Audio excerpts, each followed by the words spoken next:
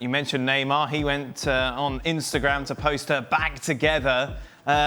This is going to be an interesting dynamic, isn't it, Ali? Because if they hadn't played together before, the main question was, how is Neymar going to deal being in the shadow of Lionel Messi? Right. But we know in the past he dealt with it pretty well. They were great on the pitch together. Yes, they were. Now, when Neymar left Barcelona, the whole idea of him leaving Barcelona was because he was going to be his own man. It was going to be his team. It was going to be his project and his success. And while PSG was close, they didn't quite make it to where Neymar and PSG wanted to get to, and that's winning Champions League. And so in comes Lionel Messi. And now, just the presence of Lionel Messi automatically, whether Neymar likes it or not, puts Neymar, again, in a secondary role. And that is the part that Neymar is going to have to deal with personally. And while he can put all these messages on Instagram and it should work out just fine, and it's worked out in the past, then there's got to be a point in which Neymar checks that ego and says, yep, this has become Lionel Messi's team. And Mbappe and myself are going to play second fiddle to this guy up until he walks out this door. Because he is the guy. Messi, wherever he goes, he's the guy. Wherever. It doesn't matter. Lionel Messi will be the guy. The other guy's a supporting cast. The only guy, Jules, you feel who could come into this side and be accepted by Neymar in this manner? I think so, certainly. And remember what he said to ESPN Argentina after that Old Trafford win against Man United in December 2020. I want to be playing with him again next season. And we all thought at the time, this is it. He wants to go back to Barcelona. It's him starting that whole project of implementing that deal and that move. And yet, actually, they will be playing again, but not in Barcelona, but in Paris this time. And it's crazy. But even if you think about Messi, Messi had never done a medical in his whole life. Ever. Never.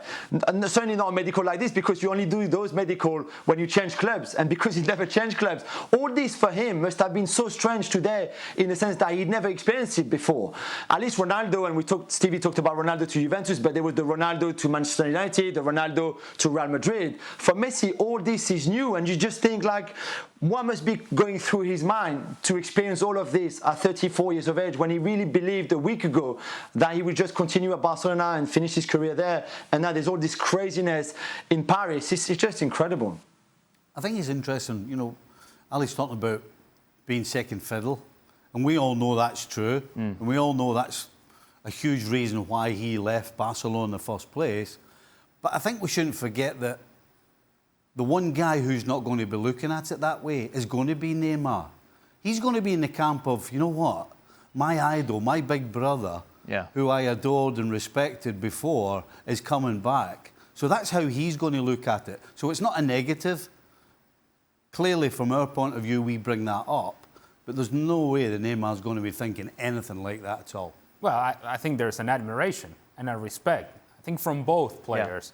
And if they can get the best out of each other within PSG, well, you have to imagine the other guy's going to be Mbappe. Man, that front three. I know. That's just ridiculous. It's just incredible. It's just nonsense. Nonsense. If you were any team in the world and you had one of these guys, you'd be so excited, so happy, so thrilled. Think about teams like Manchester United. Think about teams around the world that would need one of these guys. And you'd be over the moon. They have three of them. Three of them who can single-handedly, individually win a game on their own. Yeah. Now imagine if all three of them play well together as a group. And we know that Messi and Neymar have played well together. If you had the speed of Mbappe in behind, I have no idea how you stop this group. You know, I think the timing of Messi coming is perfect for Mbappe. From a point of view, well, from my point of view, we heard about this guy when he came to PSG from Monaco, about what a great kid he was, what a great attitude he was. You know, he was perfect, he was polite, he was humble. It kind of feels like over the last 12 months, he's turned into a little bit of a brat. Right. You know, a little bit petulant, a little bit of moaning, not happy when Giroud says something that might have been something and nothing. It seems like he's kind of gone off the rails the last 12 months. Perfect timing. to get him back to his best and get him back on the rails as well. And the other thing I would say is that while Jules just mentioned that this is all new for Lionel Messi and doing a medical and a physical and all this stuff, I actually think, in some ways, once Messi gets past the I'm not in Barcelona anymore, that there's going to be an excitement to him in that this is a fresh start. This is something different. This is no longer stale. This are no longer disagreements with the board or club president or this, that, and the other.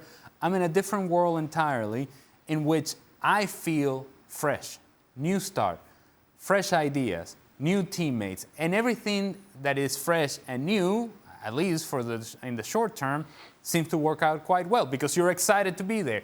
And if you add that, the quality of players that he has around him, PSG are some kind of dangerous.